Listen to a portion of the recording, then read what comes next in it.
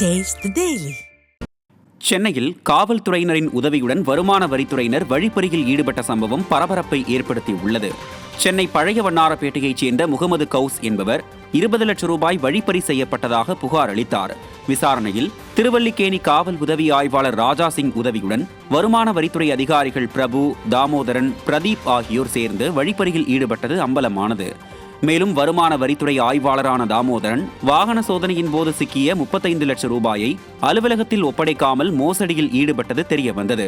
Minority பாஜக அரசும் தீய சக்தி திமுக அரசும் நிர்வாக திறனற்று செயலற்ற ஆட்சி நடத்தி வருவதாக பொதுமக்கள் கடுமையாக விமர்சனம் செய்கின்றனர். சென்னை வேளச்சேரி ஏரியில் 962 ஆக்கிரமிப்பு வீடுகள், 54 வணிக கட்டிடங்கள் அடையாளம் காணப்பட்டுள்ளதாக பசுமை தீர்ப்பாயத்தில் தமிழக அரசு தரப்பில் தெரிவிக்கப்பட்டுள்ளது. வேளச்சேரி ஏரியில் விடப்படும் கழிவு நீரால் ஏரி மாசுபட்டு இருப்பதாக நாளிதழில் செய்தி வெளியானது. இதன் அடிப்படையில் தேசிய பசுமை தீர்ப்பாயத்தின் தென்மண்டல அமர்வு தாமாக முன்வந்து வழக்கு பதிவு செய்து விசாரித்து வருகிறது.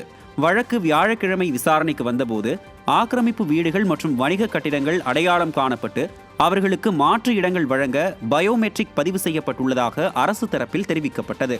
மேலும் ஆக்கிரமிப்பு அகற்றம் குறித்து அடுத்த விசாரணையின் போது அறிக்கை தாக்கல் செய்வதாக உறுதியளிக்கப்பட்டது.